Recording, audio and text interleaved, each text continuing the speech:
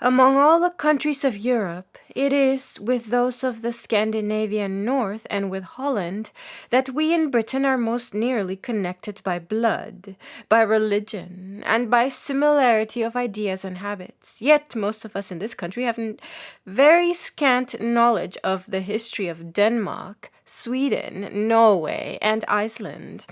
Although the political relations of both Great Britain and Ireland were constantly affected by all these four countries during the 9th, 10th, and 11th centuries, and though in quite recent times, our commercial and also our intellectual intercourse with them has attained a constantly increasing importance.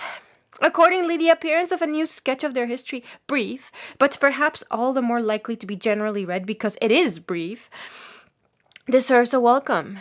The motive which especially prompts me to write these few lines of preface to the book of Mr. John Stefansson is the fact that he is an Icelander, and that I have long known him as a scholar who has brought his knowledge of the language and history of his own isle to illustrate the early history of the British Islands by a study of our place names, which he has shown to be especially along our coasts, very largely of Icelandic or Old Norse origin. As he is qualified by his knowledge of Iceland to present an outline of its history, so he has also the advantage in writing of the other Scandinavian countries of being able to treat their annals with an impartiality which might come less naturally to a Dane, or a Norwegian, or a Swede. Iceland is, to be sure, a part of the dominions of the Danish crown. But on the other hand, the people of Iceland are by race an offshoot of the people of Norway, so that an Icelander like Mr. Stefansson stands in his sympathies midway between Denmark and Norway. Denmark had in the more distant past many a war with Sweden, and Norway has in more recent times had some friction with Sweden, but Iceland never stood in any but friendly relations with Sweden. It is a distinctive feature of this little book that more space is in it allotted to the annals of Iceland than one finds in other books devoted to the northern countries. Now, Iceland is a country of quite exceptional and peculiar interest, not only in its physical but also in its historical aspects. The Icelanders are the smallest in number of the civilized nations of the world. Down till our own days, the island has never had a population exceedingly 70,000, yet it is a nation with a language, a national character, a body of traditions that are all its own. Of all the civilized countries, it is the most wild and barren, 9/10 of it a desert of snow mountains, glaciers, and vast fields of rugged lava, poured forth from its volcanoes.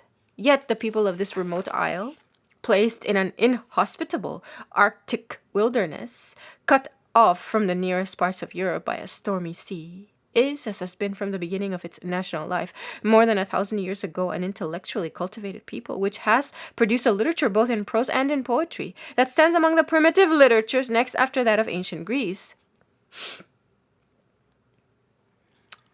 If one regards both its quantity and its quality. Nowhere else except in Greece was so much produced that attained in times of primitive simplicity so high a level of excellence, both in imaginative power and in brilliance of expression. Not less remarkable is the early political history of the island. During nearly 4 centuries, it was the only independent republic in the world, and a republic absolutely unique in that one may call its constitution, for the government was nothing but a system of law courts administering a most elaborate system of laws. The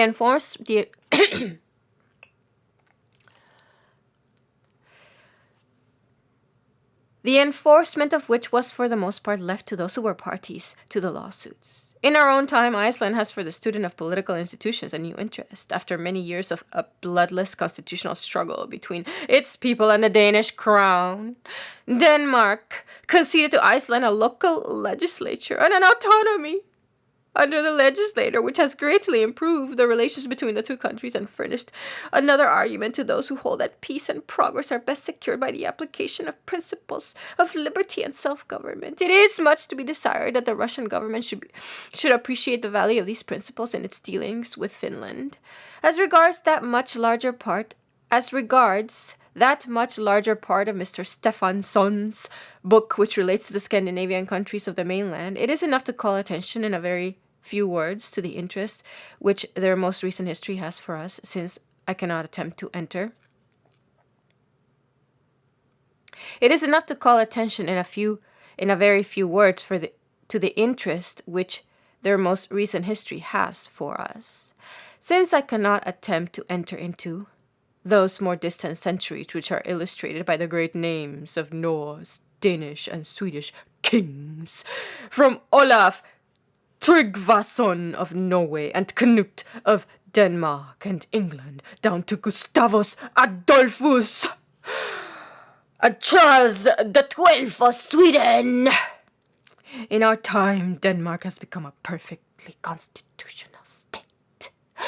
After a long dispute, which in the last generation divided the crown from the people, she has also, by the application of the principle of cooperation, and by the use of scientific methods, become one of the most prosperous agricultural regions of Europe. Sweden's industries also have been immensely developed, while her political life has passed under a reformed parliamentary system into new and striking phases.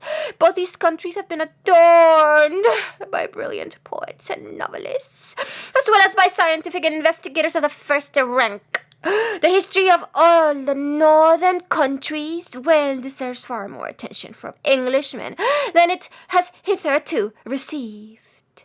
Bryce, July 17th, 1916.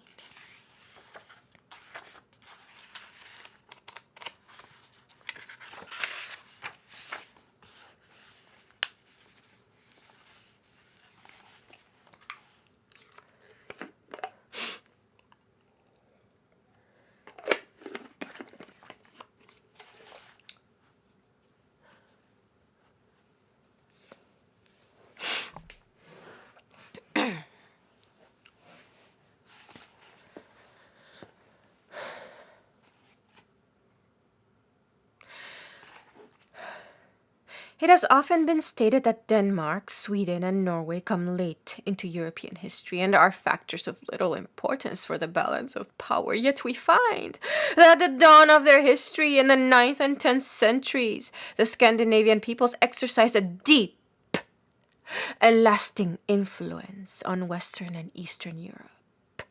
They helped to build up the empires of England, of France, of Russia. These early empire builders had discovered the value of sea power and used it to conquer and settle many shores. They imparted their seafaring and colonizing genius to the Anglo-Saxon stock. The Vikings contributed virile and adventurous elements to the composite stock of the English. In France, they became crusaders and builders of cathedrals. They sent out leaders of men not only on the Seine and the Thames,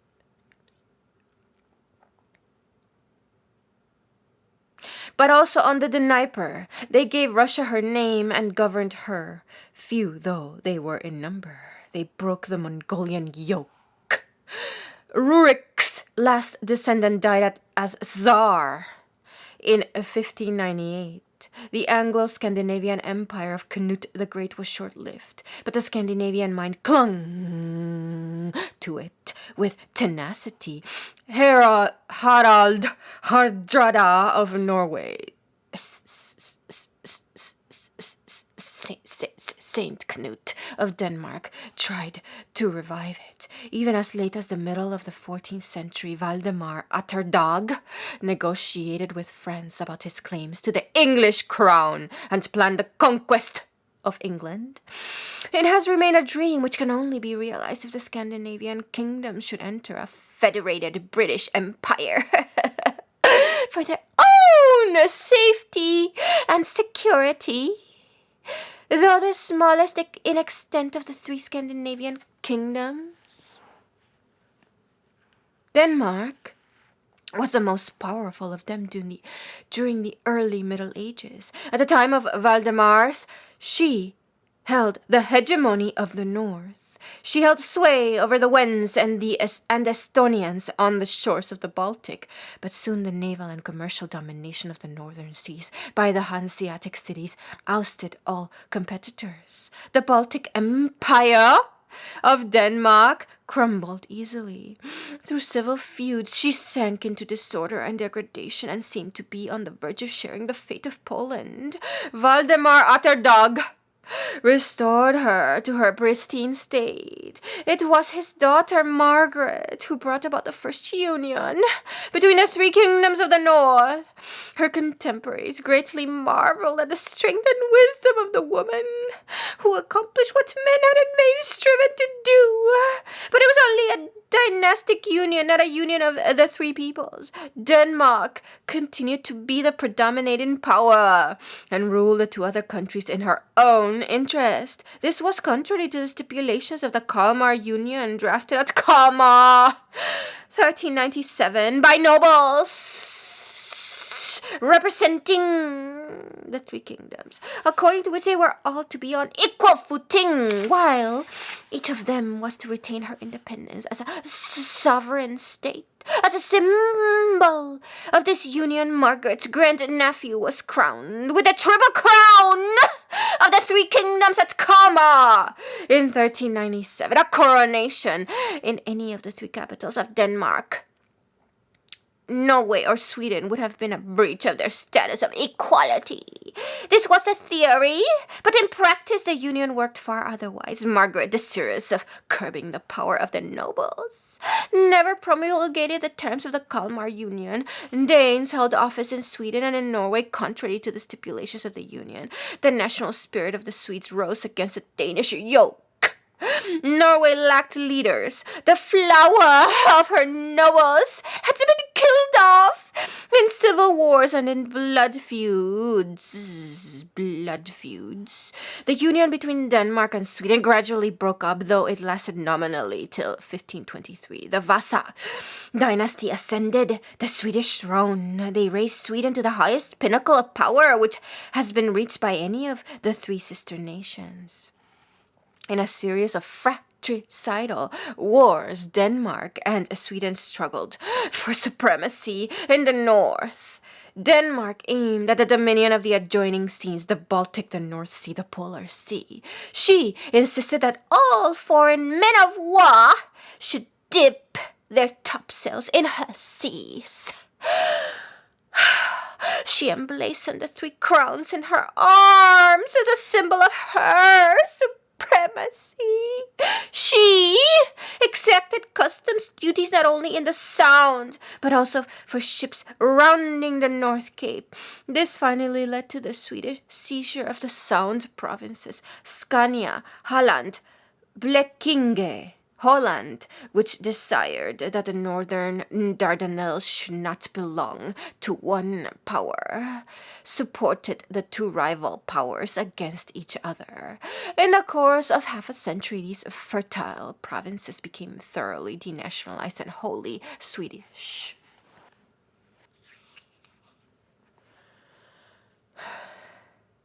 The aim of Swedish statesmen was to create a Baltic empire. By holding the southern and eastern coasts of the Baltic with the outlets of the great rivers, they held the master keys to the future destinies of Germany and Russia. When Gustavus Adolphus defended religious freedom against Pope and Emperor, he proposed a Scandinavian alliance to Christian IV. They were fighting for the same ideals, but distrust and jealousy won the day. Christian refused. But ever since, attempts have been made from time to time to realize the dream of a united Scandinavia.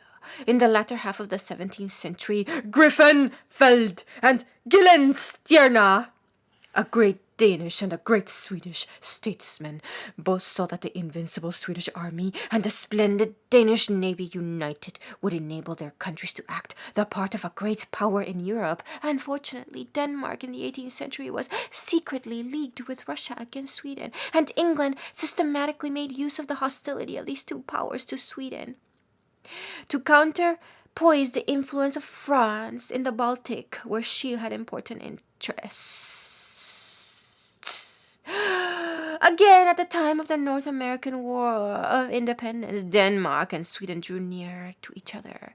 In 1780, 1794 and 1800, Dano-Swedish fleets cruised in the Baltic and in the North Sea, commanded in turns by a Danish or a Swedish admiral to protect and convoy their joint commerce. But this comradeship in arms, the armed neutrality, came to an end in 1801. The Danes had to fight Nelson single-handed in the Battle of Copenhagen. The Swedish fleet lay at Karlskrona, ready to join them, but its commander disobeyed the orders of his king. It was the same admiral who surrendered the impregnable Sveaborg to the Russians in 1809. It has been held, though there is no proof of it, that he accepted bribes on both occasions. Bitterness and distrust replaced mutual confidence between the sister nations. After the dethronement of Gustavus IV, 1809, the Crown Prince of Denmark was a candidate for the vacant throne of Sweden, and he might have united the two countries under one scepter had he been less obstinate and narrow-minded. Bernadotte thought that the acquisition of Norway was of more value to Sweden than the loss of Finland, the tenure of which would always be unsafe and at the mercy of Russia. While 1/10 of its population were Swedes, he judged from the map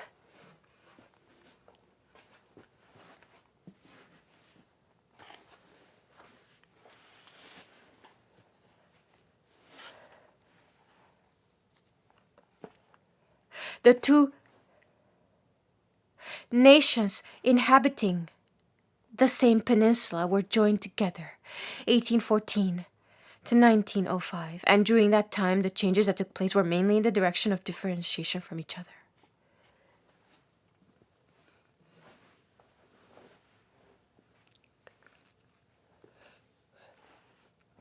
Towards the middle of the 19th century, the students of the Scandinavian universities began to hold joint meetings and draw together in various ways. During the Danish wars with Germany, 1848 to 1850 and 1864, hundreds of Swedish and Norwegian volunteers joined the Danish army, and it was only with difficulty that Sweden, Norway could be held back from joining in the war. It was now known that Bismarck had made a secret arrangement with Russia. If Sweden, Norway assisted Denmark with their armies, Russia was to invade the northern parts of these kingdoms and seize certain ice-free ports. Sweden wisely remained at peace and in safety. The three Scandinavian nations have instituted a common coinage and postage. Certain members of their three parliaments hold interparliamentary meetings and conferences at stated intervals in which they discuss how to bring their legislation and other matters into closer conformity. Their rules of neutrality have been made identical. Never has their feeling of close kinship and their sense of the need of standing by each other in time of danger, like one nation, been stronger than it is at the present time. Sweden is not only the largest in area, population, and wealth of the three kingdoms, she is also the one who has played a great part on the stage of European history.